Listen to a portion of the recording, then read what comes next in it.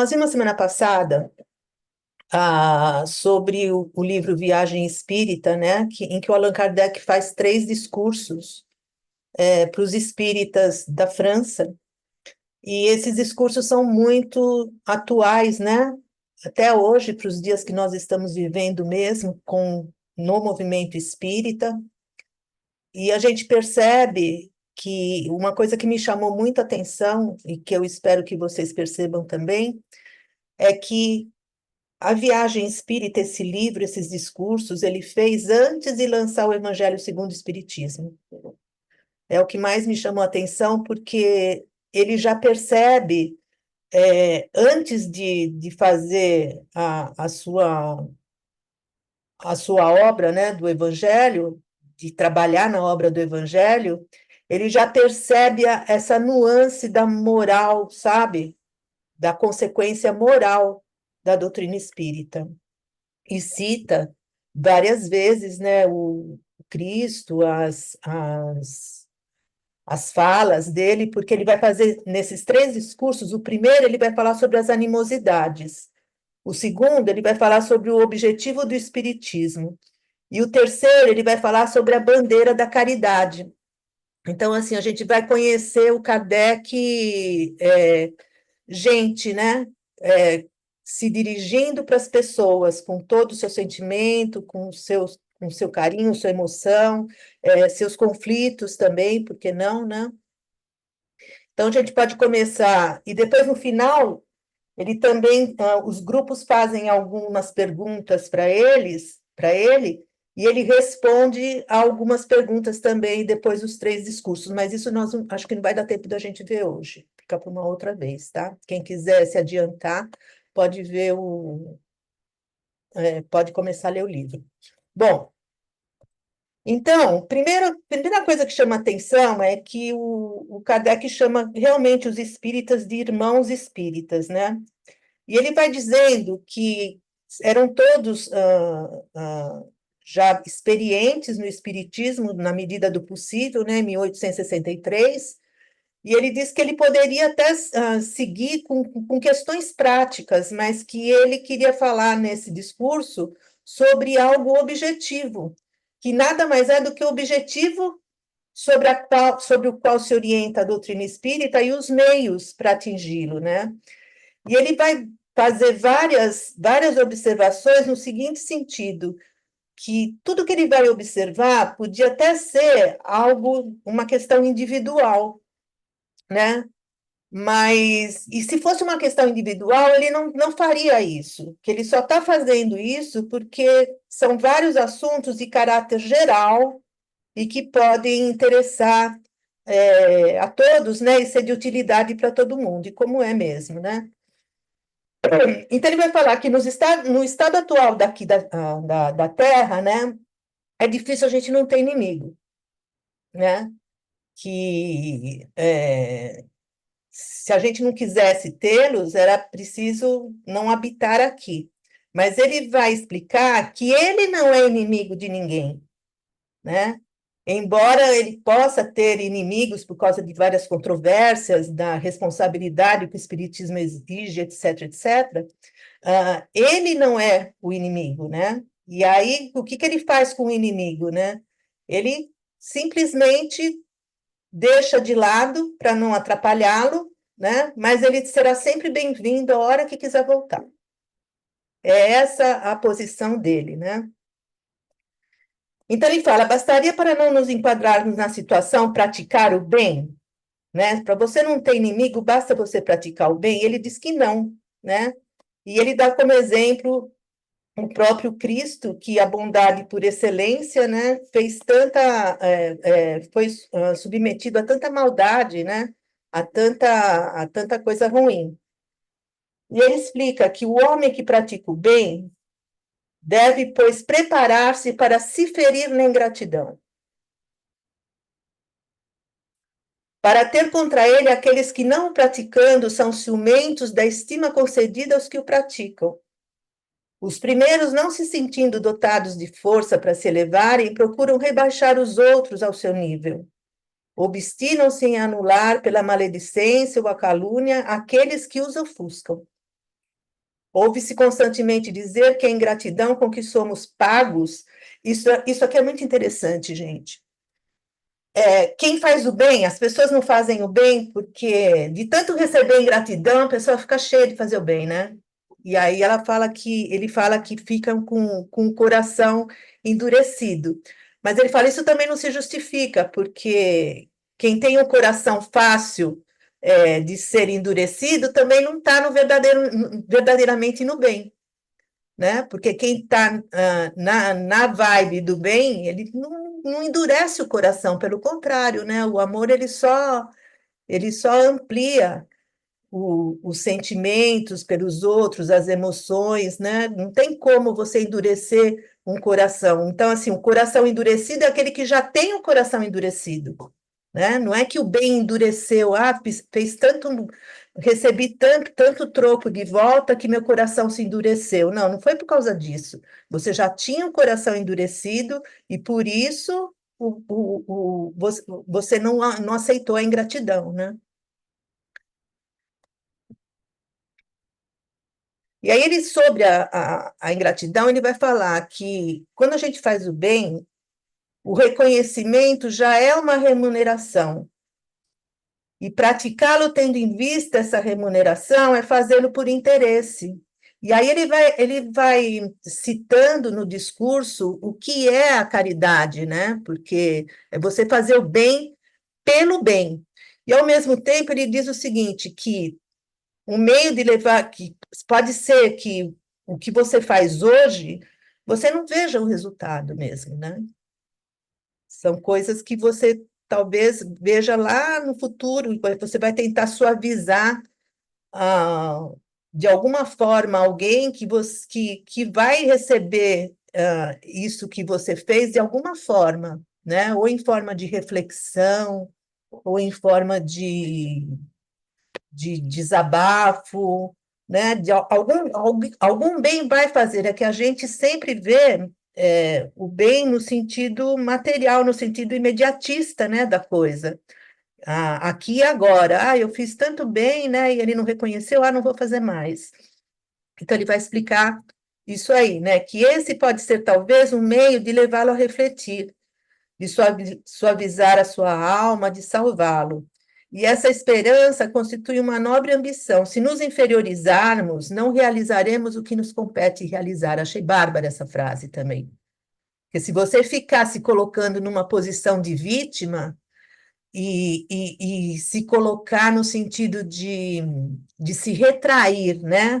Pela ingratidão que você vem recebendo dos outros, você não faz nada, né? Pelo contrário, você vai se inferiorizar, porque você vai entrar justamente no interesse, né, de quem está querendo te denegrir, e aí você deixa de realizar. Então, é muito legal esse posicionamento do Kardec, que a gente percebe o quanto que ele foi corajoso, né? Porque dá a impressão que ele fez tudo bonitinho, sentadinho na salinha dele, né?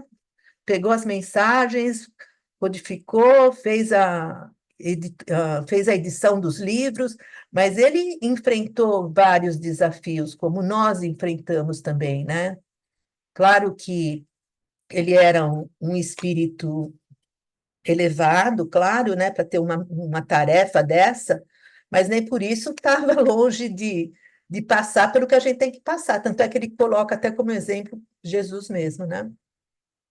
Então, ele fala para a gente não ficar chateado, porque um grão semeado e que não germina nessa vida pode germinar na vida futura, né?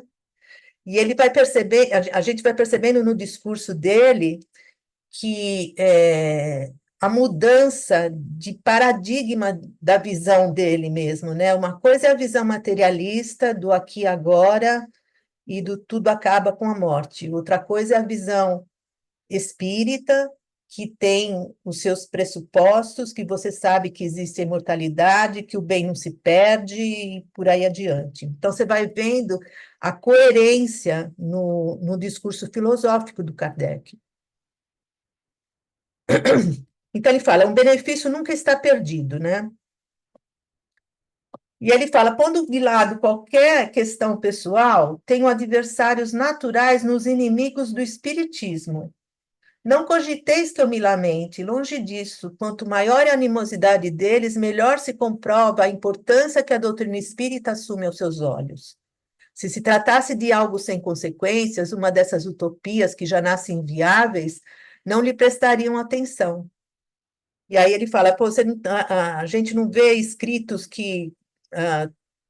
Tantos livros publicados, tantas coisas divulgadas, que ninguém fala nada, né? E estão ali esquecidas, porque não, em termos de importância, elas não têm a mesma consequência que uma ideia importante tem, e é isso que incomoda, né?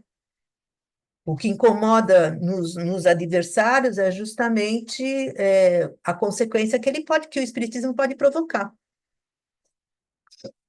E aí ele vai explicando, né, que ele tem adversários não só nos que são contra a filosofia espírita, né, e os pressupostos, mas entre os próprios adeptos do espiritismo.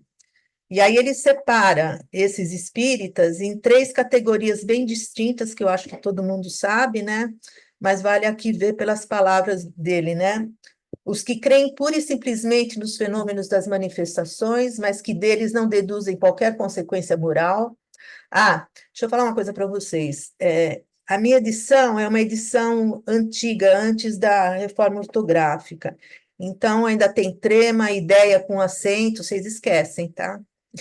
É que eu já estava com essa edição sublinhada, eu fiquei com preguiça de olhar em outra.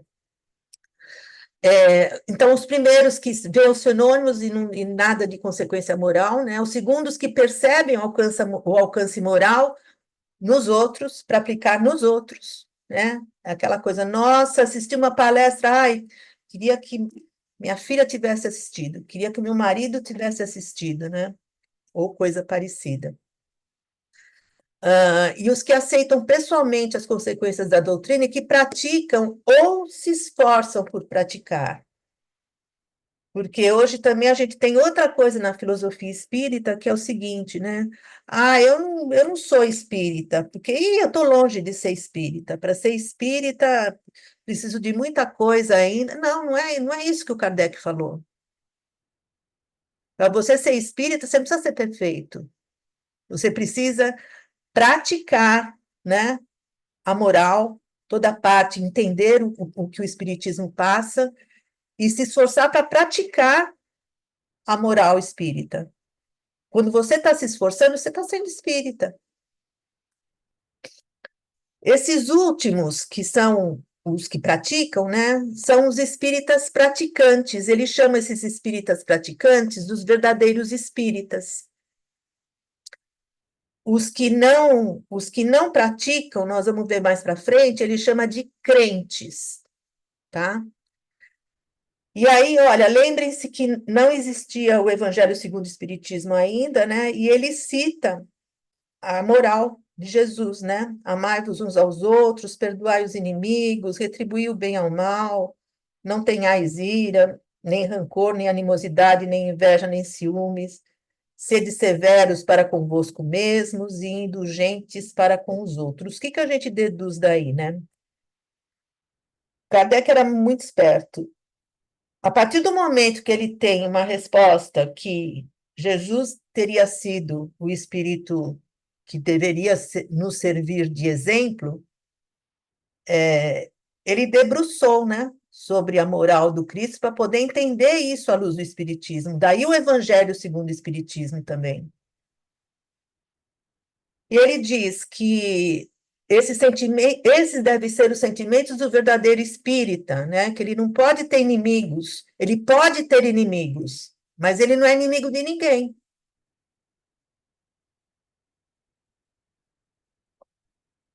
Porque se ele não deseja o mal a quem quer que seja, né, ele também não procura fazer mal a ninguém. Então, quer dizer, se ele não faz mal a ninguém, não deseja mal a ninguém, a inimizade não é da parte dele, é dos outros em relação a ele. Ranieri.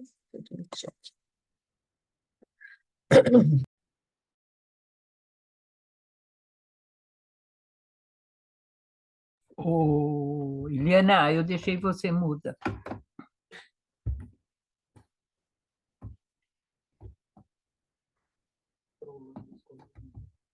Tá. Então, ele diz que esse preceito que tem por divisa, né, o fora da caridade não há salvação, equivale a dizer que fora da caridade. Peraí. Que fora da caridade não pode existir verdadeiros espíritas. Solicito-vos inscrever daqui para frente essa divisa em vossas bandeiras, pois que ela resume ao mesmo tempo a finalidade do espiritismo e o dever que ele impõe. Nós vamos ver no terceiro, esse daí é o discurso 1, né? Nós vamos ver no 3 que quando ele for falar de caridade, ele vai desenvolver melhor esse tema, né? Sobre o que é essa bandeira, qual é essa finalidade, né? E qual que é o nosso dever. Estando, pois, admitido que não se pode ser um bom espírita com sentimentos de rancor no coração, eu me orgulho apenas de contar, apenas, e me orgulho de contar apenas com amigos entre estes últimos, pois que se eu tiver defeitos, eles saberão desculpá-los. Olha aí outra bandeira, né? Outro exemplo para a gente ver, né? Você vai vendo no discurso dele que ele tem parâmetros que servem para o nosso cotidiano e para as nossas análises, né? Porque às vezes a gente fica em dúvida. Ah, será que eu faço? Será que eu não faço? Será que devo ou não devo? E quando a gente vê esse discurso do Kardec, a gente vê que ele passou pelas mesmas dificuldades e pelos mesmos dilemas, né, do, do homem, do espírito humano. Quais são os dilemas, né? Os dilemas é a gente se conhecer e conhecer direito para poder escolher direito, né? E era esse o dilema dele também, né? Veremos em seguida que imensas e férteis consequências conduz esse princípio, né? Ou seja, de não ter rancor no coração, né? Ele fala que as causas que podem excitar essas animosidades podem ser por meio da especulação, né? Por meio da, do abuso da mediunidade. E aí ele vai perceber que, por exemplo, isso não acontece só com o espiritismo, acontece com qualquer coisa. Ele fala, os jornais estariam cobertos por seus anúncios e reclames se tivessem médiuns oferecendo consultas a um dado preço por sessão. Aí ele explica por quê. Porque ele vai falar que quem paga tem o direito de cobrar. Né? Se eu pago, eu tenho o direito de cobrar do médium uma resposta. E se o médium é pago, ele tem obrigação de dar resposta. E daí é que entra as obsessões, que entram as obsessões, né? Os encolhos da mediunidade mesmo, porque é fácil, né? Você se dobrar. Como é que você faz com alguém que te paga e o espírito não te dá resposta? Você vai dar de qualquer jeito, a pessoa está te pagando. É isso que ele quer dizer, né? E aí ele fala que muita gente, entre os espíritas, acha que ele é muito duro nessa questão, né? Porque ele era totalmente contra, né, os ledores da sorte, né? Porque sabia que o espiritismo não se enquadrava nessa linha da adivinhação, era uma coisa muito maior, né? E aí ele fala, era preciso cortar o mal pela raiz, um mal que o teria atrasado por mais de um século. E aí eu pergunto, né? Kardec lutou para que isso não atrasasse a marcha do espiritismo. A gente sabe que andar, ela vai andar de qualquer jeito. O espiritismo andar e progredir, ele vai progredir de qualquer jeito. Agora, como ele vai fazer essa marcha, vai depender também da gente, né? E nós vamos percebendo que Se o Kardec cortou pela raiz, né, algo que poderia atrasar o espiritismo mais de um século, fica a pergunta, né? O que devemos fazer? Será que devemos ser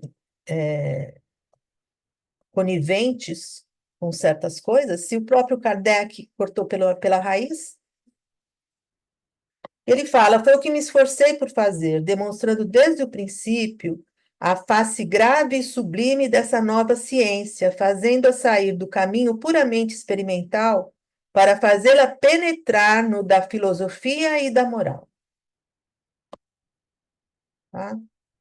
Então, o que aconteceu? Quando ele faz essa mudança, ele cria vários inimigos, né? Ou melhor, várias pessoas voltam-se com inimizade para ele, porque ele está desmantelando, né, algo que vinha sendo praticado até então. Ele via nesses fenômenos algo muito maior do que uma simples adivinhação que seria feita por meio de pagamentos e coisas parecidas. Ele tira o espiritismo dessa confusão, ele tira total. Não, o espiritismo não é só isso. Ele começou assim, mas depois que ele penetrou na área da filosofia e da moral, ele muda totalmente de rumo. E aí é que o Kardec vai fazer, vai mostrar a diferença para o mediunismo e para as outras ideias espiritualistas que envolvam algo que possa até ser cobrado. Por quê? Porque ele vai amarrando esse edifício todinho na caridade. Se você faz o bem pelo bem, né, você não vai ter interesse, nem material e muito menos moral, porque ele vai falar que além do material, você tem um moral também que pode te levar à vaidade, as pessoas que querem ser os médiuns profissionais, os médiuns, tem um nome aí, depois eu vou lembrar, não é médium profissional, é outra coisa que ele fala, eu vou achar depois. Então ele fala que os médiuns, eles devem ser desinteressados, né? E que o interesse é que estimula a fraude, porque mira o lucro. Então, tudo que acaba mirando o lucro é mais fácil de você transformar em fraude, porque você já está errado desde o começo, seu interesse já está desde o início errado. Então, para virar a fraude é um palito, né? E ele fala, e aí ele explica isso que eu estava falando, se os espíritos não colaboram, eles fazem, os médiuns fazem alguma forma, de alguma forma tentam meios para supri-los, né? E, por outro lado, os adversários não descuidaram de explorar em proveito de suas críticas as fraudes que puderam testemunhar, disso concluindo que tudo no Espiritismo é falsidade. Olha o enrosco que ele estava enfrentando para poder trazer a doutrina de uma forma límpida, né? E com esse viés moral, filosófico que ele queria e que ele já tinha percebido que ia além dos experimentos, né? Aí ele fala, a doutrina não é responsável por tais abusos, e ele dá o exemplo do quando deseja matar o cão, disse que está raivoso. Eu lembrei daquela história do jogar água da banheira com a criança dentro, sabe? Então, como vem que existem fraudes, então generalizam que o espiritismo é uma fraude. E nós vemos isso muitas vezes, né, ainda. Muitas vezes nós enfrentamos opositores que dizem: ah, não, isso tudo é balela. Imagina, a mulher que colocou ali, que trazia o casamento de volta, não trouxe, e ganha dinheiro com isso, e aí bota o espiritismo dentro de uma cesta só, porque não percebem o seu alcance, né? E achei muito legal isso aqui, ó, quando ele fala que quem vos convidou a vir? Quanto pagastes para entrar? Pensem bem numa casa espírita que você não está convidando ninguém. A pessoa vai porque quer, né? Não está cobrando nada para poder orientar, para poder acolher. Onde é que está o erro? Aquele que paga quer ser servido, exige uma retribuição ao seu dinheiro. Se não lhe é dado o que espera, tem o direito de reclamar. Ora, para evitar essa reclamação, cuida-se de servi-lo por qualquer expediente, eis o abuso, mas o abuso que ameaça se tornar uma regra ao invés de uma exceção. E aí ele é muito corajoso no sentido que o Kardec recebia muitas críticas que ele não dava o braço a torcer para nada, e que ele era muito intransigente com algumas coisas, né? Mas hoje a gente percebe que essa intransigência com a qual os contraditores argumentavam, na verdade, foi um cuidado muito grande que ele teve, uma disciplina muito grande, para poder até dar conta da obra que ele tinha pela frente. E penso eu que se não tivesse dado conta, o Espiritismo não teria chegado até nós se ele não tivesse tido essa disciplina e essa clareza, né, de raciocínio. Isso aqui também é legal, ó. O perigo não é se temer, senão relativamente aos inexperientes. Aqueles, pois, que se queixarem de ter sido enganados ou de não haver obtido as respostas que desejariam, podemos dizer: se tivesseis estudado o Espiritismo, saberíeis em que condições ele pode ser experimentado com frutos. Saberíeis quais são os legítimos motivos de confiança e de desconfiança. O que, em suma, se pode dele esperar, e não teríeis pedido o que ele não pode dar. E o que o Espiritismo não pode dar? Não pode dar as respostas que as pessoas querem toda hora, as respostas para coisas bobas. A tarefa dele é muito maior. Ah, aí ele vai citar, né, a,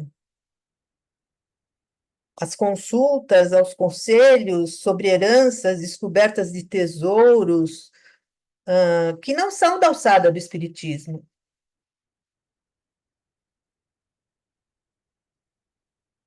E hoje a gente vê ainda muita gente buscando o Espiritismo ainda por uma revelação fantástica.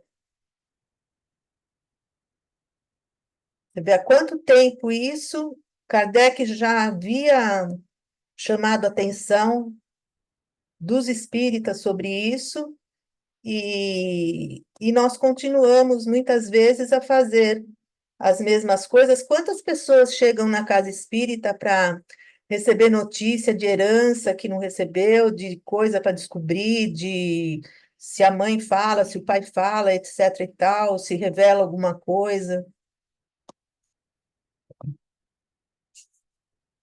E aí ele é taxativo, né? Se fostes induzido em erro, deveis apenas culpar-vos a vós mesmos. Ele está falando para os espíritas, lembrem-se disso, né? Bom, aí ele fala que não se pode considerar uma exploração a mensalidade que se paga numa sociedade, né? Para que ela enfrente as despesas de sua manutenção, porque ele diz que uma entidade espírita deve prover as suas necessidades, ela deve dividir entre todos suas despesas e nunca lançá-las aos ombros de um só. Isso é justo e não existe nesse critério nem exploração e nem especulação. Pronto, falei, né?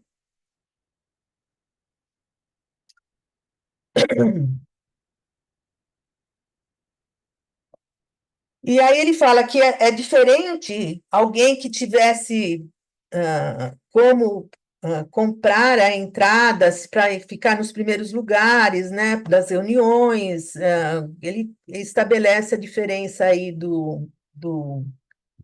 da parte financeira, né?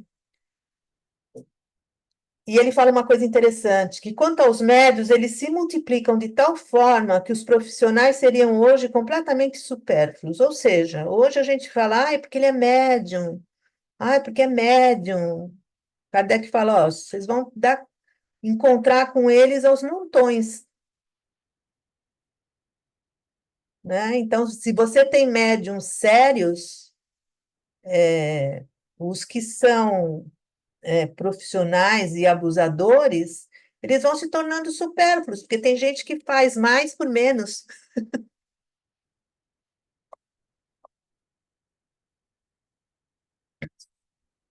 E aí o Kardec confessa, né, que aqueles que ele frustrou em suas esperanças não são seus amigos,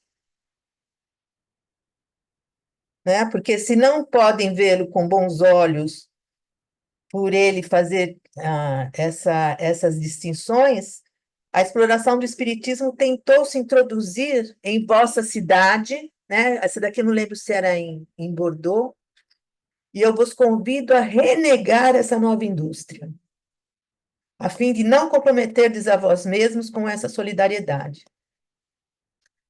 Aí ele vai falar que ao lado da especulação material, também vai ter a especulação moral, né? E o que que é isso?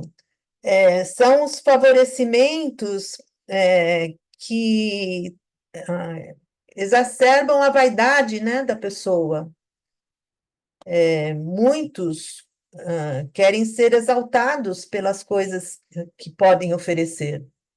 Justamente ele vai traçando todo esse paralelo para chegar no último discurso sobre a caridade. E aí é onde ele finca a bandeira do Espiritismo, uma bandeira que hoje a gente ainda compreende nem completamente, porque a gente sabe o que é a caridade, mas a gente sabe que na prática ela é mais difícil, e o esforço para praticá-la é que é justamente a parte da nossa caridade, né? Até às vezes para conosco mesmos. E aí ele fala, são portadores das ambições frustradas e dos amores próprios melindrados. É a faixa de ciúme reforçada por todos aqueles que, por temperamento, não toleram ver um homem erguer um pouco a cabeça sem tentar o movimento de fazê-lo submergir. Aí ele vai citar outro exemplo. Ele vai citar dos médiuns obsediados, que são os médiuns fascinados, né? E aí ele vai explicar que esses médiuns, médiuns titulares, ó, que eu queria lembrar o nome. Esses médiuns, espera só um pouquinho, eles estão de tal forma persuadidos pelo orgulho que eles não percebem a má influência que os domina. E aí é que está justamente a prova a ser vencida. E você fala, ai, mas coitado do médio, ele sucumbiu. Não, ele não veio para sucumbir, ele veio para vencer. Ninguém vem para a reencarnação para regredir. Todo mundo vem para progredir, para evoluir. E como é que a gente evolui? Enfrentando as provas, né, com galhardia, com coragem, não importa que provas sejam. A mediunidade é uma delas. E aí ele diz que existe a prevenção contra isso, né? E que a tarefa dos espíritos obsessores é justamente afastar esse médium de quem possa adverti-lo dos seus enganos. Então, essas pessoas se afastam, né? Esses médiuns acabam se afastando, como trabalho dos obsessores mesmo também, e normalmente fazem carreira solo, né, gente? Você vê médium fazendo carreira solo de monte aí, montando a sua própria editora, porque ninguém quer publicar as porcarias que ele escreve, e por aí vai, né?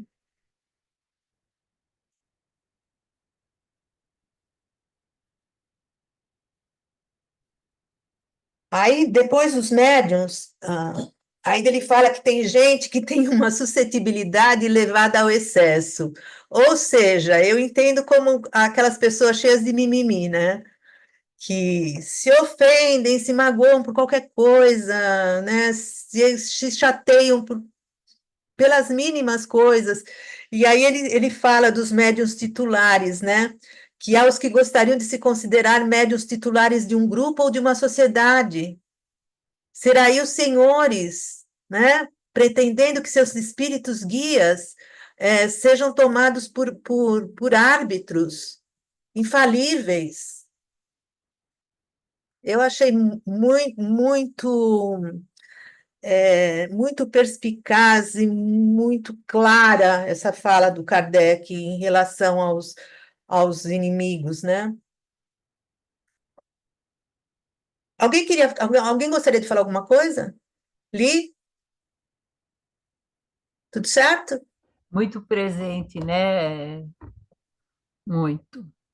A Não gente é? vê isso direto, né, em centros, né? É muito legal. Donos de centros, né? E ele tem uma. O que eu acho legal no Kardec, o Kardec era pedagogo, né? Mas ele tem uma acuidade para falar das emoções humanas, que eu acho uma coisa assim fantástica. Ele percebe assim o interior da alma, sabe? Da onde vem aquela emoção? Você que é psicóloga ali, depois você pode até falar para a gente um pouco sobre isso. Mas, por exemplo, quando ele fala que esses motivos são tão pueris e tão mesquinhos que nenhum deles ousa confessá-los. Ou seja, porque se você reconhece que você é cheio de mimimi, você já coloca uma barreira nisso. Mas não, você não consegue nem reconhecer, então você se ofende por qualquer motivo. Sim, os milindres, né?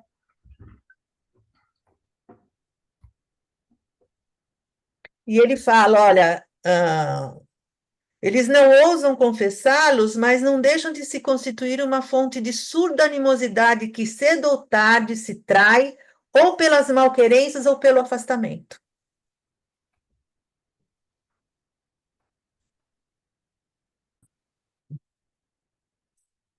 E olha aqui o Kardec inconformado, gente, que lindo. O fato de absolutamente não me conformar a essas pretensões surge como um erro, ou melhor ainda, um crime aos olhos de algumas pessoas que naturalmente me deram as costas.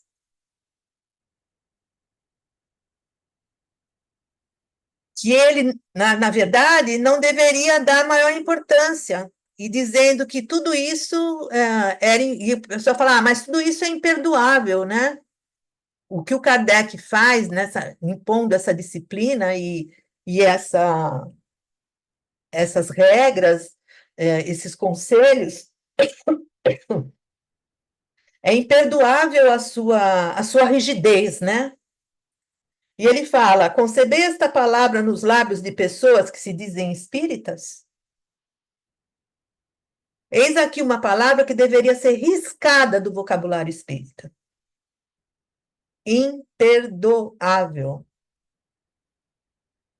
Então, ele vai traçando esse discurso de uma forma lógica, nos levando a realmente entender as consequências morais de tudo que ele já havia descoberto junto com essa equipe do Espírito da Verdade.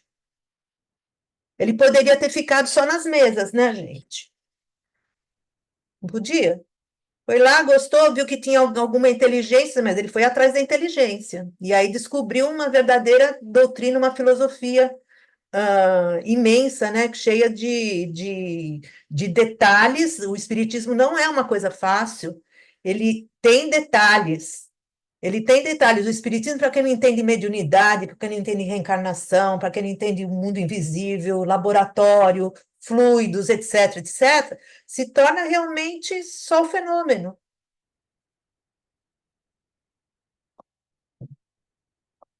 Aí ele vai falar da maior parte dos diretores de grupos, das sociedades. Depois vocês puderem ver no texto original, é bastante coisa. Mas ele fala que as qualidades de um bom médium são a modéstia, a simplicidade e o devotamento. O médium deve oferecer seu concurso tendo em vista ser útil e não para satisfazer a sua vaidade.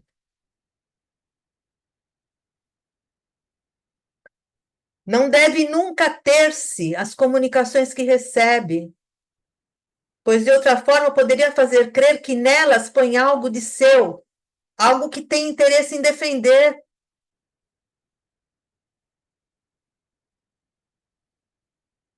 Deve aceitar a crítica e até mesmo solicitá-la.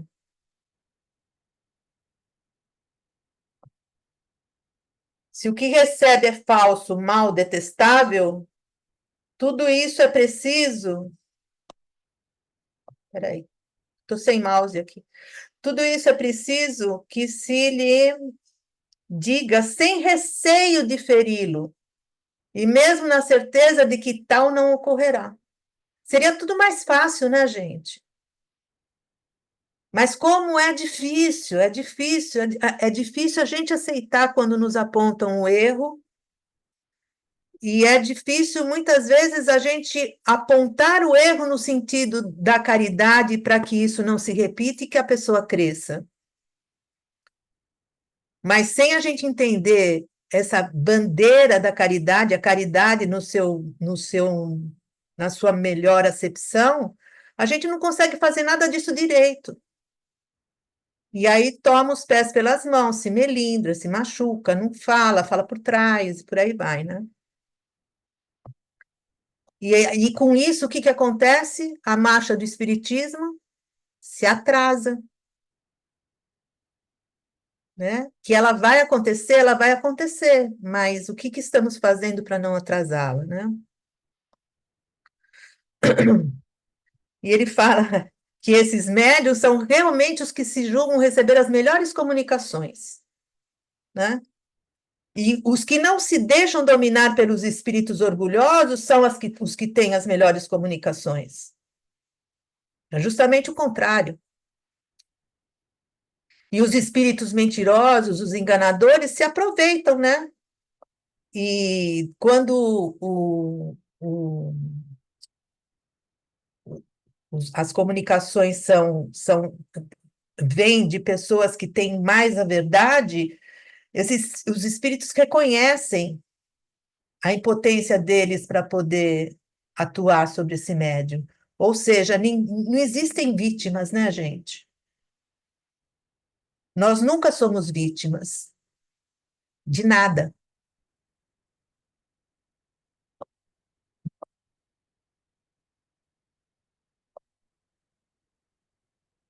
Ainda tem mais um outro, né?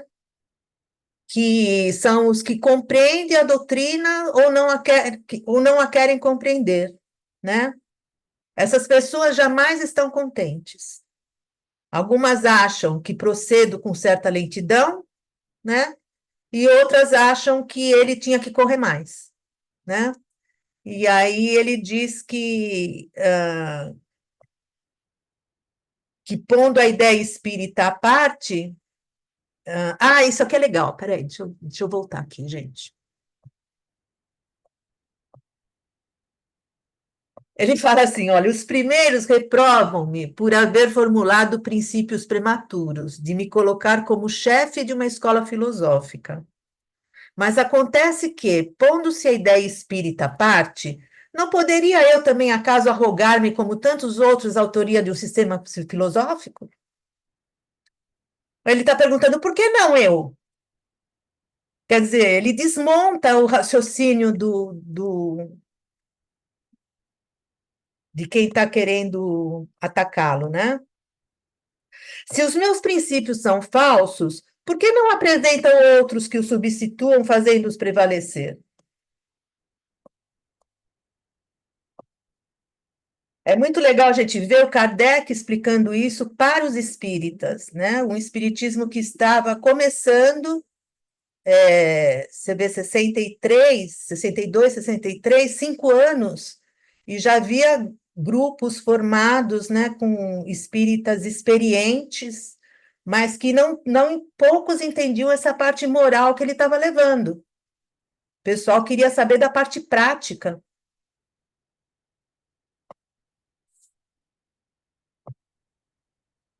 Opa!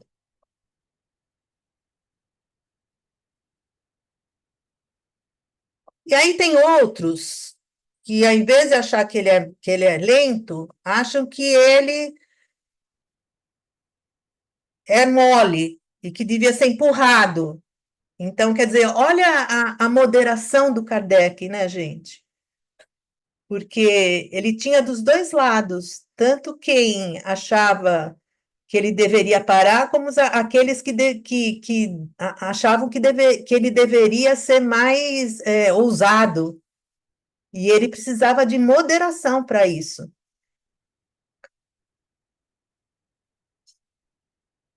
Um caminho onde não quero me arriscar. Olha que legal. Ele não se arrisca em coisas que ele é, não tem o mínimo de certeza, né? Não adianta você querer empurrar para ele falar alguma coisa que ele ainda não tem certeza. Pedras não faltam em meu caminho. Pequenas calúnias, elogios. Se todas essas pessoas decidissem se colocar por um instante sequer em uma posição extraterrena e ver as coisas um pouco mais do alto, compreenderiam bem a puerilidade daquilo que as preocupa e não se espantariam com a pouca importância que a tudo isso dão os verdadeiros espíritas. É que o espiritismo abre horizontes tão vastos que a vida corporal curta e efêmera se apaga com todas as suas vaidades e suas pequenas intrigas, até o infinito da vida espiritual.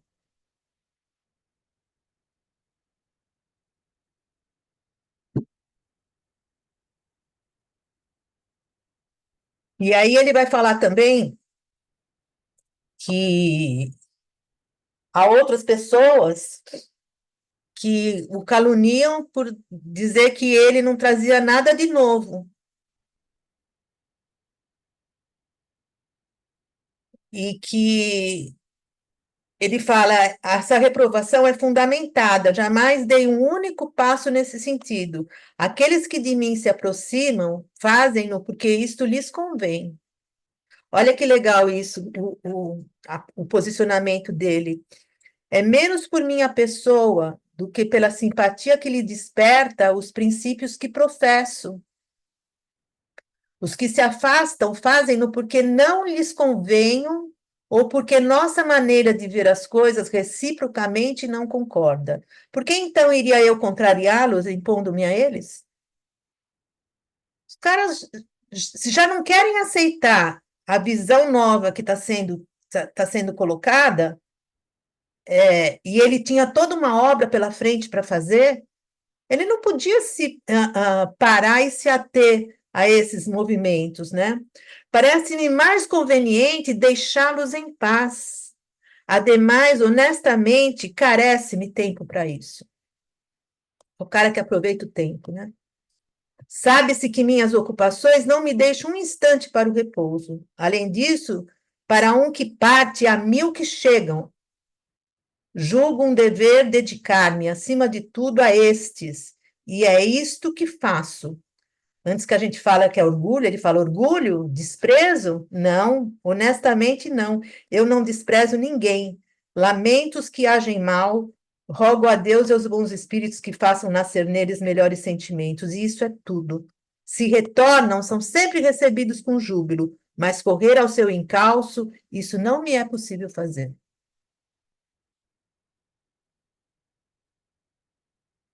é um kardecão, né? Eu chamo Kardec de kardecão, porque ele é muito grande, é muito legal o posicionamento dele no século XIX, com tantas coisas acontecendo, com tantas perseguições religiosas, perseguições da ciência e por aí vai, ele lançar algo novo que exigia uma visão diferente. Então, se você não aceita essa visão diferente, é como eu falei a semana passada na outra apresentação que ele fez, né?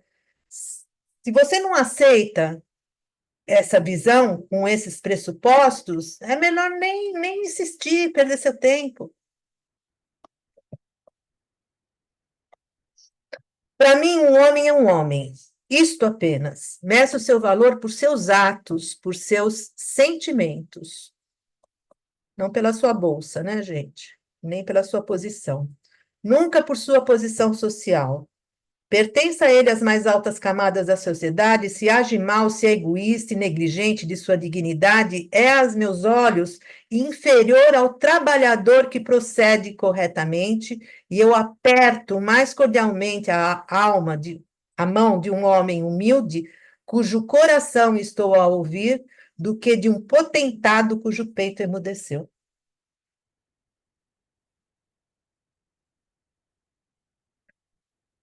Aí a gente vai vendo o Kardec humano, né?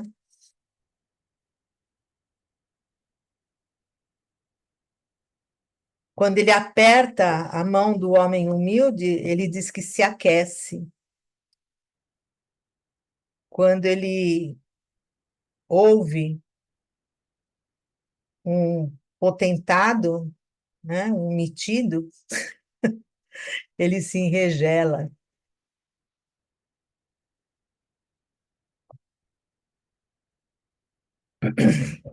E aí ele fala que na sala dele ele recebe príncipes e proletários, né?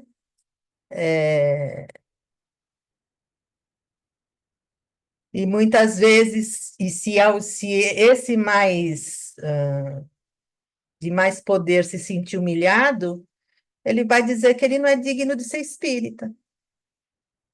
Então, vocês percebem como ele vai alinhavando esse discurso de uma forma lógica, não é só a opinião do Kardec, ele tem por trás toda a filosofia espírita, né? A imortalidade da alma, a crença no futuro, Deus como um ser supremo, Jesus como o de moral mais elevada, e por aí vai. Está tudo amarrado. Dependerá de mim abrir as portas da alta sociedade, porém nunca fui nelas bater. Isso exigiria um tempo que prefiro empregar mais utilmente. Coloco em primeira instância o consolo que é preciso oferecer aos que sofrem, erguer a coragem dos caídos, arrancar um homem de suas paixões, do desespero, do suicídio, detê-lo talvez no limiar do crime. Não vale mais isto do que os lambris doirados? E aí ele fala que ele guarda milhares de cartas, né? Hoje a gente sabe que muitas dessas cartas estão no projeto Allan Kardec, da Universidade de Juiz de Fora, já traduzidas, muitas ainda estão por se traduzir. E ele fala que ele tem adversários, sim, que ele sabe, mas que são indivíduos isolados, que por mais que façam, jamais conseguirão fazê-lo sair da moderação e da regra que tenham por conduta. Nunca respondi a injúria com injúria. As pessoas que me conhecem na intimidade podem dizer que se jamais os mencionei, se alguma vez na sociedade foi dita uma única palavra, foi feita uma única alusão relativamente a qualquer um deles.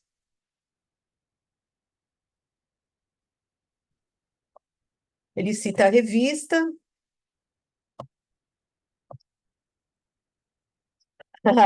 Aqui é muito legal, né? Que ele fala assim: de que adianta o mal-querer dessas pessoas? De nada. nem contra a doutrina, nem contra mim. A doutrina prova, por sua marcha progressiva, que nada tem a temer. Quanto a mim, não ocupo posição nenhuma. Por isso, nada existe que me pode ser tirado. Não peço nada, nada solicito, e assim nada me pode ser recusado. O homem não era fraco, né, gente? Não devo nada a ninguém. Desse modo, nada há que me possa ser cobrado. Não falo mal de ninguém, nem mesmo daqueles que dizem de mim. Em que poderia então prejudicar-me?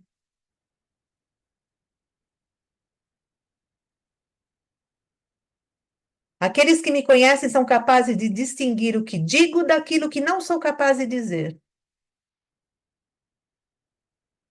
O que afirmo, estou sempre pronto a repetir na presença de quem quer que seja. Olha outra lição de moral, né?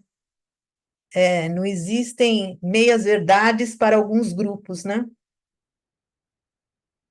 Ele fala o que tem que falar na frente de todo mundo, né? Estou sempre pronto a repetir na presença de quem quer que seja.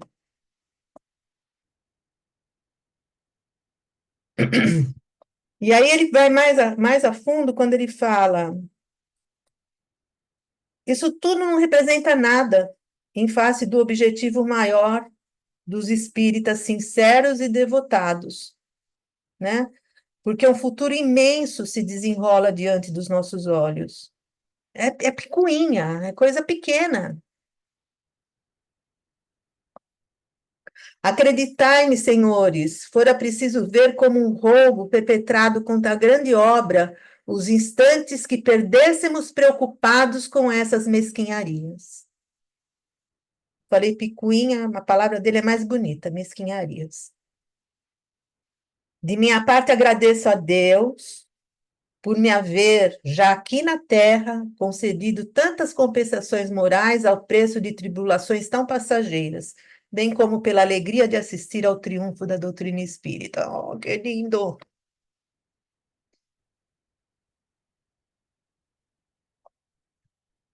E peço-vos perdão por haver por tão longo tempo entretido com assuntos relativos a mim, mas acredito útil estabelecer nitidamente essa posição, a fim de que vos seja possível saber em quem acreditar de conformidade com as circunstâncias, e para que possais estar convencidos de que minha linha de conduta está traçada e que dela nada me fará desviar. De resto, creio que essas observações, a abstração feita à minha pessoa, poderão resultar em alguns ensinamentos úteis. Esse é o primeiro discurso. Eu tenho até que horas? Até 9h15? Pode Pode ser até ser. 9h30.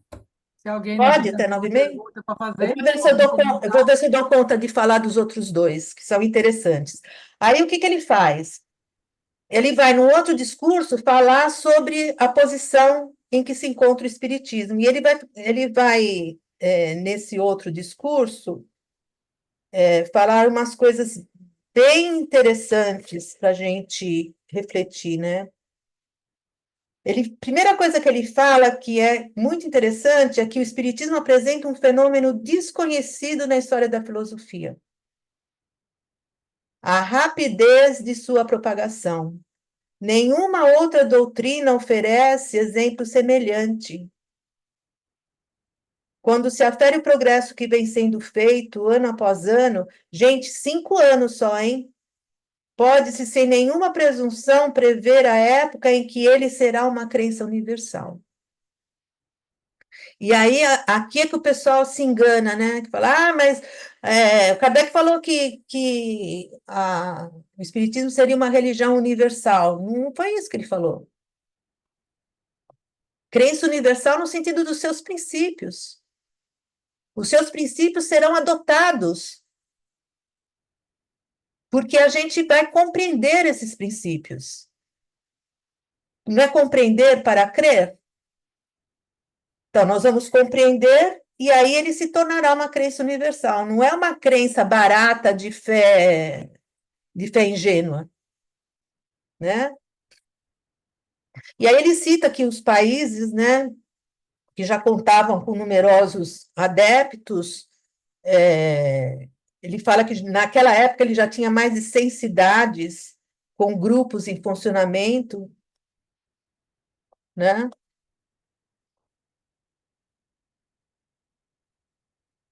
E a cada ano registram-se progressos na opinião pública. Os galhofeiros diminuem a vista d'olhos, mas ao escárnio sucede a cólera.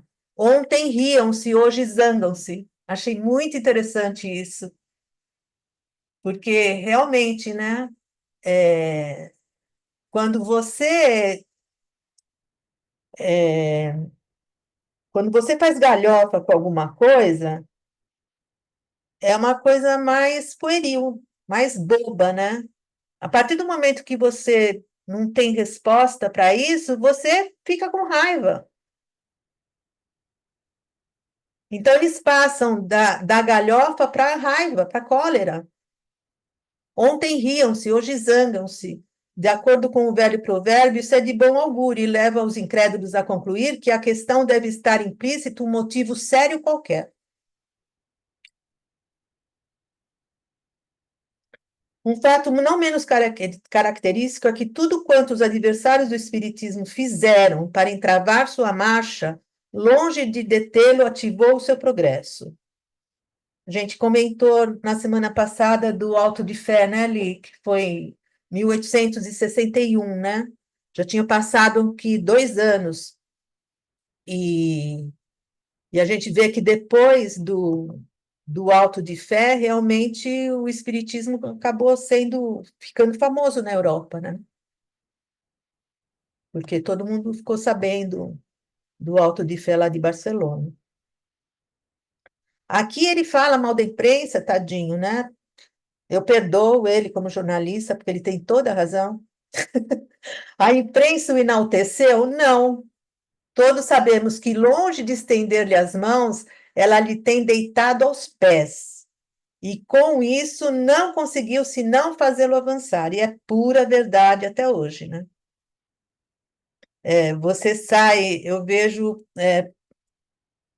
como jornalista, se você sai com uma matéria espírita num jornal normal, é muito difícil. Você tem que pisar em ovos e falar muito indiretamente, colocar as coisas mais escondidinhas, porque se tiver implícito, sabe? Reencarnação, imortalidade, lá, não sai,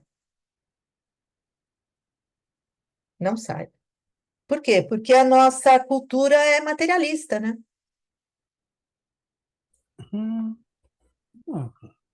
Alguém quer falar alguma coisa?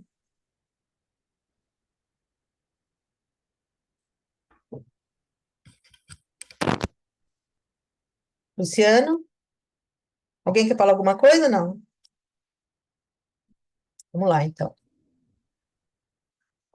Bom, e aí a gente vê nos jornais da época, realmente, se a gente der uma pesquisada na Biblioteca Nacional de Paris, os jornais da época de Kardec, gente, assim, vocês percebem uma coisa muito interessante, que é destaque total para as cartomantes, para os ledores de sorte, etc. e tal, né? E uma crítica total para quem quer tirar do espiritismo uma filosofia, porque exige estudo e exige quebra de paradigma, né? Coisas que a gente está tentando ao longo da história. Sem o recurso de qualquer um dos meios habitualmente empregados para alcançar o que se denomina um sucesso, e apesar dos entraves que lhe têm sido feitos, ele não cessa de ganhar terreno todos os dias. Ele auriu sua força em si mesmo, o que prova o poder incoercível dessa ideia. Isso aqui é interessante, gente, ó, presta atenção. Aqueles a quem isso contraria farão melhor mudando de partido ou se resignando a deixar passagem franca ao que não podem deter. O caso é que o espiritismo é uma ideia, e quando uma ideia caminha, ela derruba todas as barreiras. Não se pode detê-la nas fronteiras como um pacote de mercadoria. Queimam-se livros, mas não se queimam ideias, e suas próprias cinzas, levadas pelo vento, fazem fecundar a terra onde ela deve frutificar.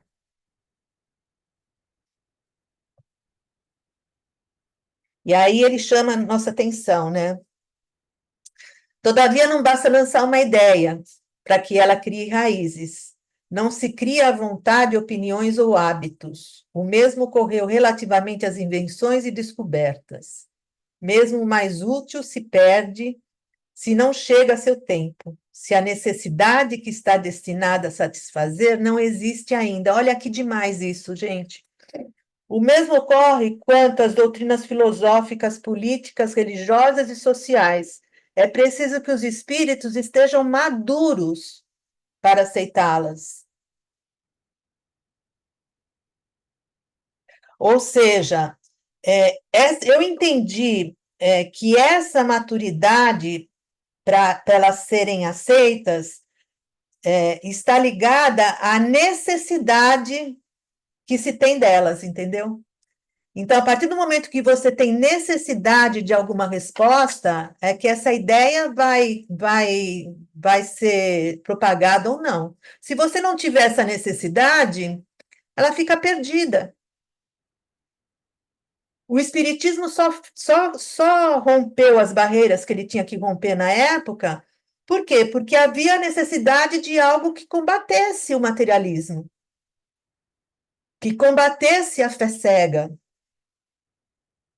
mas que também não jogasse a fé é, debaixo da terra, porque a fé existe, ela tem uma consequência moral.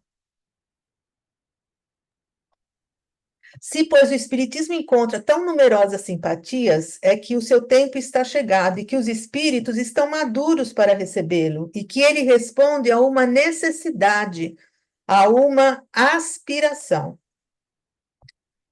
Sentem o vazio moral que a incredulidade e o materialismo criam em torno do homem.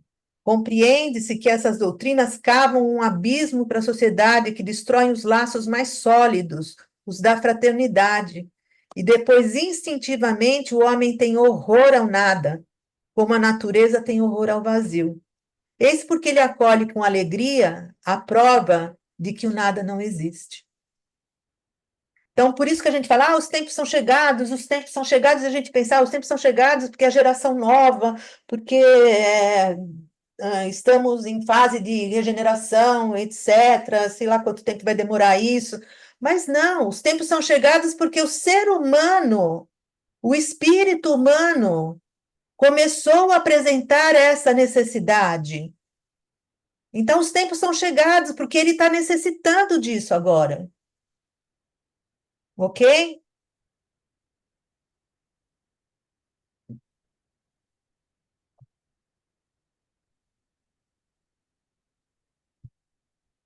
As provas oferecidas não satisfazem mais hoje em dia, pois não respondem às necessidades da sua inteligência. O progresso científico industrial tornou o homem positivo. Este quer se dar conta de tudo, quer saber o porquê e o como de cada coisa. Compreender para crer se tornou uma necessidade imperiosa. Por isso que os tempos são chegados. Não é lindo isso, gente? Acho maravilhoso.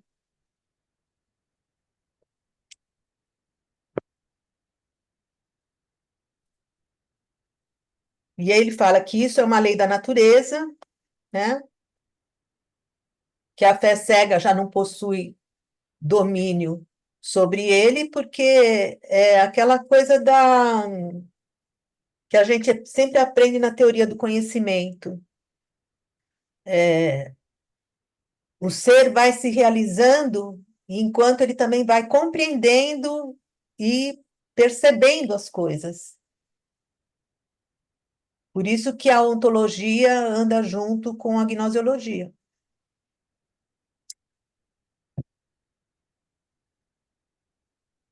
Olha que legal isso aqui. A humanidade coletivamente, como os indivíduos, tem sua infância e sua idade madura. Quando se encontra na maturidade, atira à distância seu coeiro e quer fazer uso de suas próprias forças, isto é, de sua inteligência. Fazê-la retroceder é tão impossível quanto obrigar um rio a retornar às suas fontes. Grande Kardec, né, gente? É que eu sou apaixonada por ele mesmo, então Eu falo muito dele porque eu acho que ele foi genial. Atacar o mérito da fé cega, dir-se-á, é uma impiedade. Olha que legal, ainda ele vai nos argumentos e diz, olha, alguém pode dizer, pô, mas agora você vai ficar falando da fé cega? Ele já vai em cima também, ó. E ele vai explicar por que que não é impiedade. A fé cega teve sua razão de ser, direi mesmo sua necessidade, mas em um certo período da história da humanidade. Se hoje ela não basta mais para fortalecer a crença, é porque está na natureza da humanidade que assim deve ser. Ora, quem fez as leis da natureza? Deus ou Satã? Se foi Deus, não haverá impiedade em seguir-se suas leis. Se na atualidade compreender para crer se tornou uma necessidade para a inteligência, como beber e comer é uma necessidade para o estômago, é que Deus quer que o homem faça uso de sua inteligência. De outro modo, não tê-la-ia dado.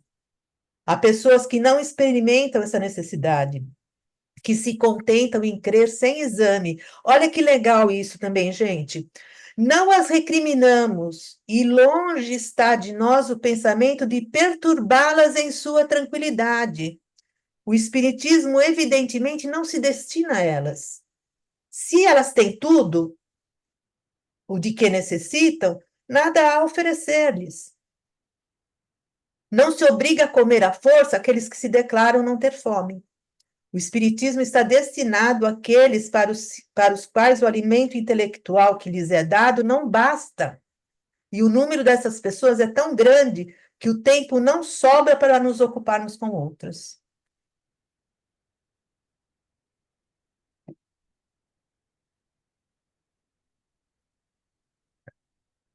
Uhum. E aí ele fala: o Espiritismo não procura ninguém, não se impõe a ninguém. Os que julgam ter necessidade de mim se aproximem, os demais permaneçam onde estão. Não é meu propósito perturbar-lhe a consciência nem injuriá-los. A única coisa que peço é a reciprocidade. Ou seja, para quem estiver maduro, eu estou à disposição. Eu, o Espiritismo, né? E aí ele vai falar, ele vai fazer um longo discurso sobre materialismo, muito legal, dizendo que o materialismo ele satisfaz aqueles que não têm preocupação com o futuro, porque é fácil escapar da responsabilidade dos atos, né? É uma teoria que eu sempre tenho. Eu acho que o mais difícil de você ser espírita é você arcar com a responsabilidade dos seus atos, né? Porque você não vai ter quem te salve, né? Você não, o espiritismo não é algo salvacionista. Não basta ser espírita para estar salvo, né? É preciso que você assuma os seus atos e responda por eles.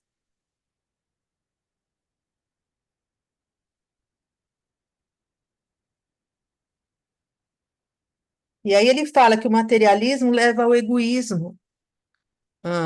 Leva não, enaltece o egoísmo, né? Onde cada um tira o melhor para si. E essa parte melhor é sempre o mais forte que o leva. O fraco, por sua vez, raciocinará: sejamos egoístas, uma vez que os outros também o são. Pensemos apenas em nós, pois que os outros só pensam em si mesmos. E aí o pensamento de manada, né? Já que o outro faz, eu vou fazer igual. Se o outro é egoísta, também vou ser egoísta, e isso não muda nada. E às vezes nós espíritas parece que nós estamos remando contra a maré mesmo, né? Então, convenhamos, o mal que tende a invadir a sociedade moderna, e esse mal, como um verme roedor, pode arruiná-la em seus fundamentos. A incredulidade deixa em seu rastro um mar de inquietude. Se é cômodo ao homem entregar-se às ilusões, não pode furtar-se de pensar vez por outra no que lhe sucederá depois. A contragosto, a ideia do nada o enregela. Quereria ter uma certeza e não a encontra. Então flutua, hesita, duvida, e a incerteza o mortifica. Sente-se desgraçado em meio aos prazeres materiais que não podem preencher o abismo do nada, que se abre a seus pés e onde supõe vai ser precipitado. Gente, é um filósofo, não é? É perfeita a argumentação dele. É nesse momento que chega o Espiritismo. Ai, os tempos são chegados. Como uma âncora salvadora, como um achote aceso nas trevas de sua alma. Vem tirá-lo da dúvida, vem preencher o horror do vazio. Não com uma esperança vaga, porém com provas irrecusáveis, resultantes da observação dos fatos. Vem reanimar sua fé, não apenas dizendo, crede, pois isso vos ordeno, mas vede, tocai, compreendei e crede. Ele não poderia, pois, chegar em momento mais oportuno.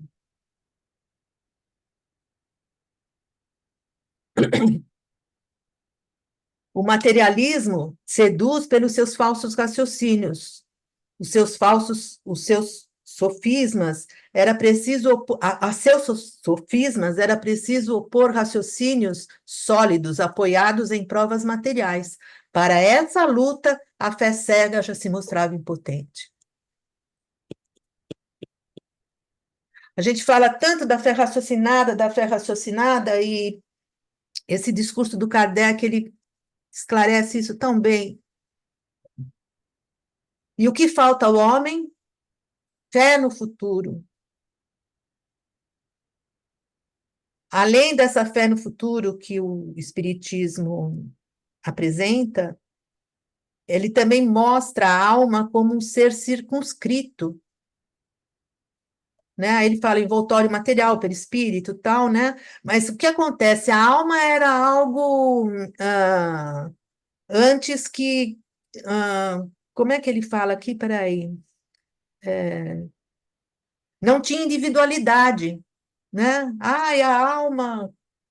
Pela primeira vez, através da experiência, ele mostra que o espírito é um ser circunscrito, ele existe.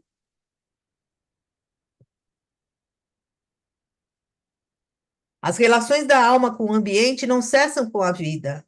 A alma em estado de espírito constitui uma das engrenagens, uma das forças vivas da natureza. Já não é um ser inútil que não pensa, não tem senão uma intimação durante a eternidade. Só serve para a eternidade a alma, né? É sempre e por toda parte um agente ativo da vontade de Deus para a execução de suas obras. A gente vai percebendo quantos pilares, né, tem essa filosofia espírita.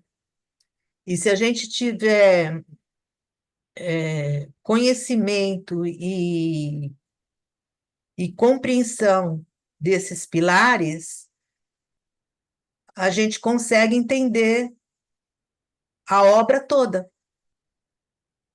Se a gente não conseguir entender esses pilares, por exemplo, o Espiritismo ter mostrado que o espírito existe, muda tudo, né, gente?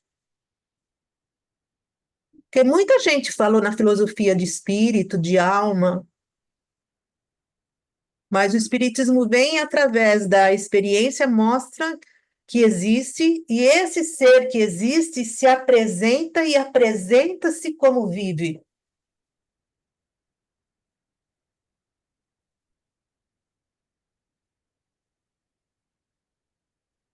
Bom, já, ó, antecipei aqui, né?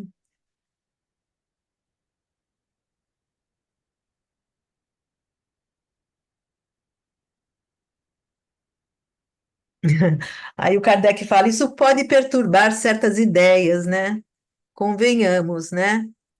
Poder-se-á negar tudo isso, poder-se-á querer provar que não pode ser assim. As provas palpáveis, seria o caso de opor provas mais palpáveis ainda.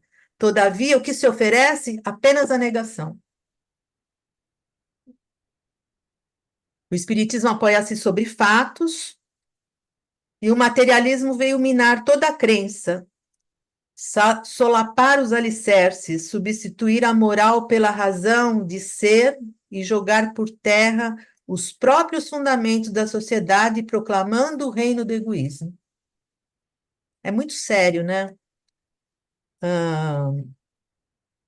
Aí ele fala que um outro adversário escreveu para ele dizendo que o espiritismo era mesmo cheio de seduções. Não, publicou num jornal que o espiritismo era mesmo cheio de seduções, né? E o Kardec fala, uma coisa sedutora, na verdade, ela satisfaz, né? E por que que ela satisfaz? Por que que ele agrada? E aí ele dá as razões, né? Ele satisfaz a aspiração instintiva do homem em relação ao futuro. Para mim, aqui é a grande definição da filosofia espírita. Apresenta o futuro sobre um aspecto que a razão pode admitir. A certeza da vida futura faz com que o homem enfrente com paciência as misérias da vida presente. A doutrina da pluralidade das existências revelam que essas misérias têm uma razão de ser e tornam-se explicáveis através disso, né? Justificáveis e compreensíveis. Agrada também porque é um motivo de felicidade saber que os seres que amamos não estão perdidos para sempre, que os encontraremos e estão constantemente junto de nós. Agrada também porque as orientações dadas pelos espíritos são de molde a tornar os homens melhores em suas relações recíprocas. Estes, e além destes, outros motivos que só os espíritas podem compreender. E aqui ele vai dar a contrapartida do materialismo, né? Em contrapartida, o que o materialismo...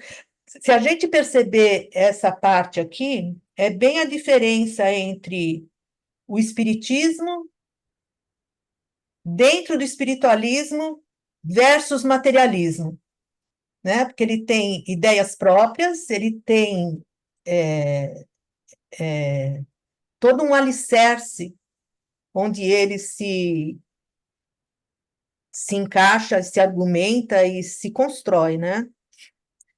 E o principal do materialismo é o nada, né? E aí ele fala o que o nada pode oferecer de consolo, né, para as misérias da vida. E aí o futuro do espiritismo não pode ser duvidoso. Isso eu vejo assim uma tese do Kardec, porque quando eu comecei a estudar a filosofia espírita, eu achava que o Kardec tinha sido muito ingênuo.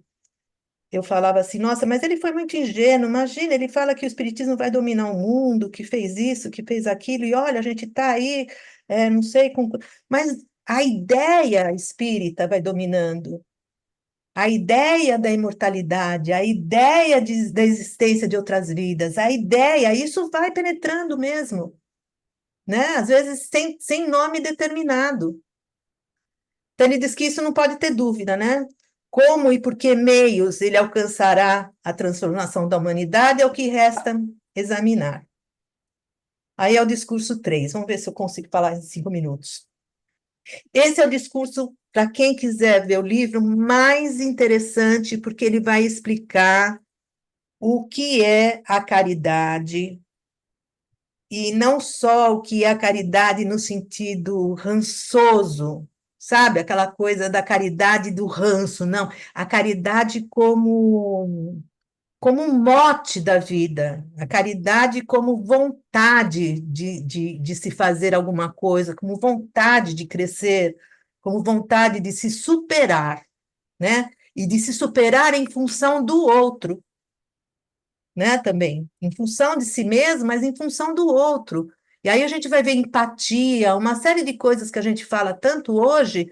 Se tivesse essa bandeira já hasteada, a gente já teria conquistado isso. Então, ele fala que a caridade em pensamentos, em palavras, em atos, que ela não é somente esmola, Ele dá uma série de exemplos do que vem a ser o homem caridoso.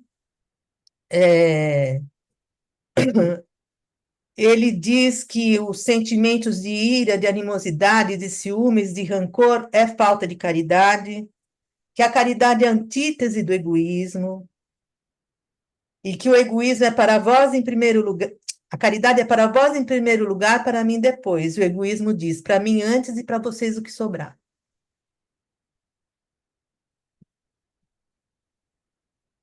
E aí ele cita uma frase de Jesus, fazei aos Eliana, outros. Oi, sou eu.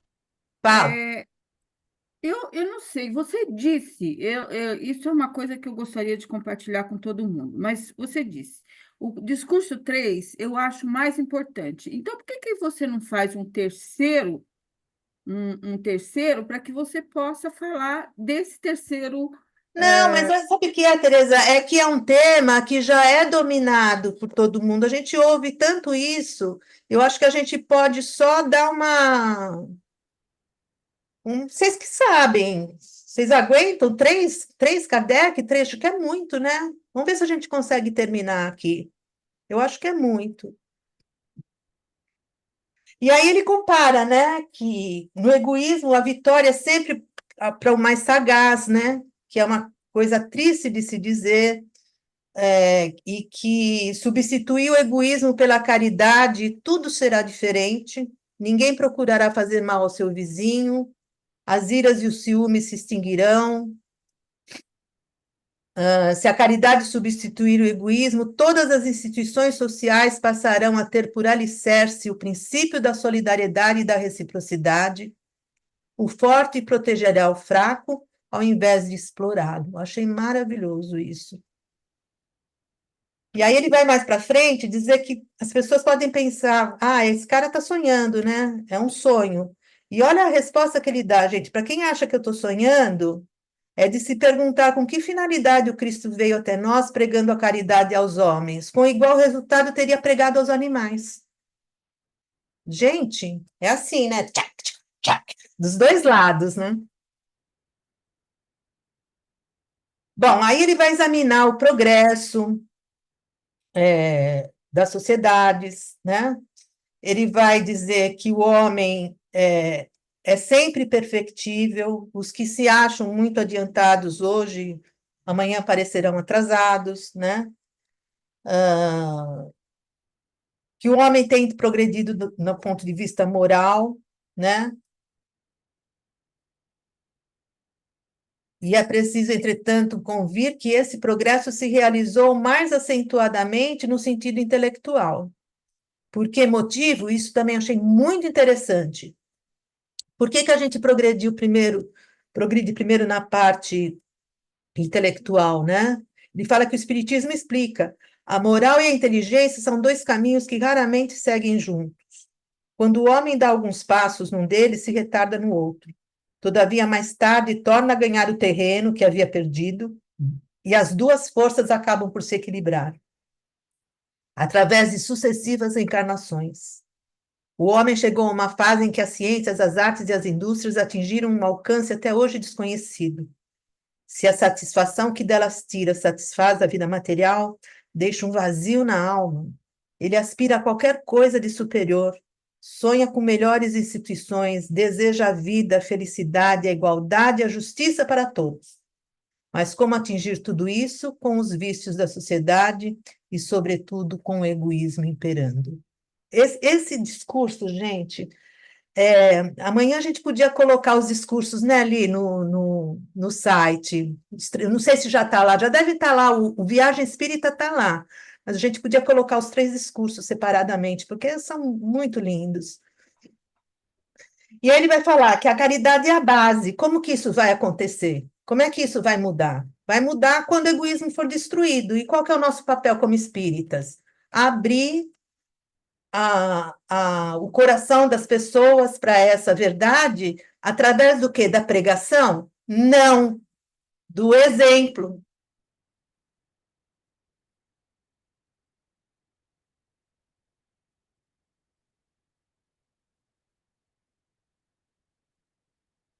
E aí ele diz que o mal está nos próprios desígnios de Deus, né? Que os seus próprios, os excessos dessas coisas que acabam acontecendo e que acabam dando impressão que é o mal, elas mesmas acabam por se destruir, né?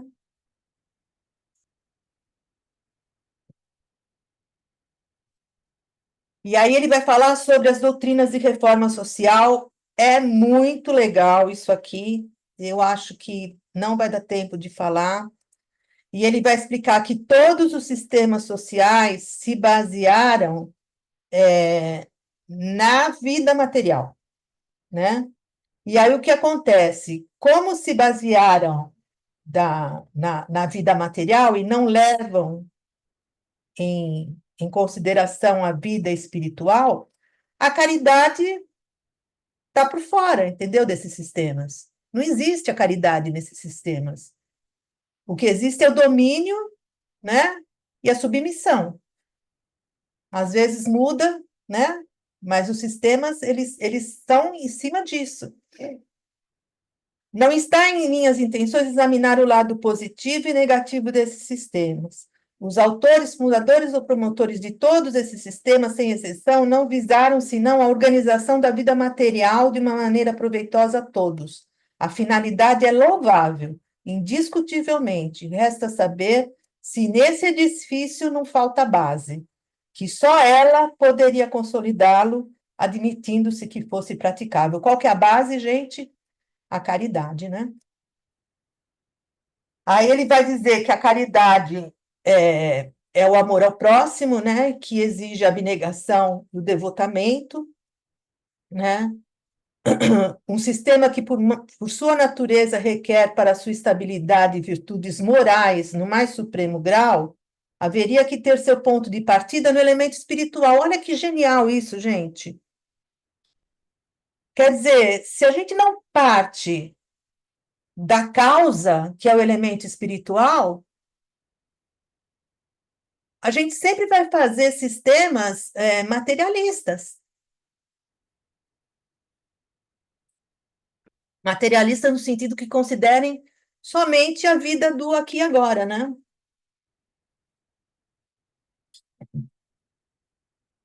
E aí ele fala que muitas delas são enfeitadas com o nome da fraternidade. Mas a fraternidade, assim como a caridade, não se impõe nem se decreta. É algo que existe no coração e não será um sistema que a fará nascer se ela aí já não se encontrar alojada. Ou seja, qual é o papel dos espíritas, né, e da humanidade para fazer essa mudança? Ter cada vez mais exemplos de amor, de caridade, mas não é essa caridade gratuita, no sentido de ranço, sabe, ai, tem que fazer a caridade. Não, é no sentido de você ver o outro como você vê a si mesmo, fazendo parte de um sistema. E esse outro, ele tem várias oportunidades, como você também tem. E ele também se engana, e você também se engana. Mas ele pode superar, e você também pode superar. É isso que é a verdadeira caridade. É a gente entender a nossa condição de perfectibilidade. Sobre o egoísmo, o amor e a fraternidade são, como já dissemos, palavras vazias. Acho que o maior das partes eu já passei. Espera aí. E ele fala que muitos sistemas que falavam sobre fraternidade não deram certo, na verdade, não faltavam braços numerosos para eles se imporem, mas corações sólidos de amor. É demais, né? Estudai a história e a causa da queda dos estados mais florescentes, e por toda parte encontrareis a mão do egoísmo, da cupidez e da ambição. Sem a caridade não há instituição humana estável, e não pode haver caridade nem fraternidade, na verdadeira acepção do termo, sem a crença. A crença aqui, naquele sentido que eu falei do começo, né? Compreender para crer. Aplicai-vos, pois, a desenvolver sentimentos que, em se afirmando, destruirão o egoísmo que vos destrói. Quando a caridade tiver penetrado as massas, quando se tiver transformado na fé, na religião da maioria, então vossas instituições se tornarão melhores pela força mesma das coisas. Só ela pode realizar o reino do bem na Terra. Se o Espiritismo é uma verdade, se ele deve regenerar o mundo, é porque tem por base a caridade. Ele não vem derrubar qualquer culto, nem estabelecer um novo. Ele proclama e prova verdades comuns a todos, base de todas as religiões, sem se preocupar com particularidades. E aí, Acabou. a gente pode acabar por aqui, porque aí ele vai falar que os homens têm mérito da sua luta, né?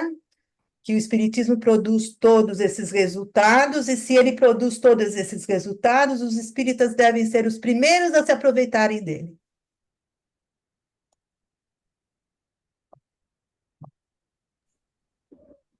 Maravilha. Aí ele volta, ele vai falar sobre o fenômeno, né, no começo, mas ele falou que jamais imaginava que isso ia sair uma filosofia, né? E que daí surgiu com a filosofia, em vez dos espíritas crentes, os espíritas praticantes. Os primeiros se atrasaram na retaguarda, os segundos arremeteram-se para a frente. Eu acabo por aqui. Falta bem pouquinho. Eu acho que deu para a gente dar uma passada geral, colocando, acho que esse texto no, No site. no site. Eu acho que é legal, se você quiser passar com esses grifos, não sei se pode, né? Pode. Acho que é domínio público, não é ali. Vocês desculpem eu falar bastante, mas é que realmente são 3 discursos, né, gente? Se eu não passar o discurso, como é que a gente vai ficar falando? Não tem jeito. Eu tive que falar, vocês me perdoam, vocês devem estar com as orelhas vermelhas já. Foi muito gostoso, Lívia, foi muito bom. Vocês Teve querem comentar algumas alguma pessoas coisa? Ainda que dá mais foram- tempo? Como é que você está aí, Lê? Não, aí precisa ver o pessoal, se está com alguma dúvida, se não, tudo bem, a gente pode encerrar. Alguém tem alguma dúvida? Miriam, Tereza, a Tereza já está de cabelo em pé, lá, mas tudo bem. Vocês estão vendo minha tela? Sim, não, Aí, sua tela não, não, só você. agora, sim. Alguém quer questionar alguma Gente, coisa? me perdoa de falar, mas eu tinha que passar o sentimento do A Kardec, mensagem. Não, foi muito bom. né? Então, pode ser que tenha ficado cansativo, mas dá para a gente entender quem era esse cara. Você deixou a gente um pouco mais apaixonada por Kardec, só isso. Então pronto. Conferiu. Então consegui atingir meu objetivo, É ótimo, muito né? ótimo. Porque a gente vê o Kardec distante, né? Ele tão, sabe, tão humano, tão passando sufoco, incompreendido, e teve que resolver todas as picuinhas lá da época, de todas as sociedades. Está tão próximo de nós. Não tá? Nossa, Mas leiam, viu, gente? Leiam. Quem não leu, leia a Viagem Espírita. Quem já leu, releia, porque é um bálsamo de amor que o Kardec entrega para nós. É muito lindo. É muito lindo. muito lindo. Muito bom. Então, tá bom. Acho que foi você a pessoa que resumiu Kardec. Quando você fala, Kardec é danado. Ele é um kardecão, né? É o Kardecão. Nossa, Para mim, ele é o kardecão. É impressionante. ele foi E o assim, cara. eu não o coloco como com idolatria, tipo, ai, o Kardec, espírito elevado. Não. O Kardec, como ele batalhou, como ele lutou para fazer isso, como ele teve sabedoria, moderação. Dependeu dele, sim. Dependeu da sábio. atitude dele. Se ele tivesse se irritado com todos esses caras que foram contra ele, ele não teria feito metade do que ele fez. Na verdade, ele foi preparado, né? Vamos se dizer assim. Foi um Sim, mas eu sábio. penso o seguinte: a gente é preparado. Agora, quando a gente chega, a gente está no meio da confusão, né? Você pode ter sido preparado, mas aí você joga essa preparação no lixo, sabe? Se você se irrita, se você se Mas cansa. você vê como ele superou tudo isso. Mas ele superou como? Porque ele escolheu, né? Ele escolheu, Ele escolheu se superar. ele teve condição de saber driblar Também. tudo isso, driblar, Ai, saber mas driblar. eu acho esse livrinho é um livrinho fininho, que eu acho que, assim, é muito legal. Quem quer conhecer Kardec tem que ler esses discursos, tá bom? Bem, vamos Obrigada. encerrar, Vi? Obrigada pela noite. Beijo para todos, até a próxima. Beijo. Obrigado. Imagina, obrigada a vocês. Beijão. Boa semana para todo mundo. Obrigado, Eliane. Obrigada, gente. Obrigada a Obrigada. todos vocês. Um abraço para todos. Uma boa semana. Até a próxima. Obrigado.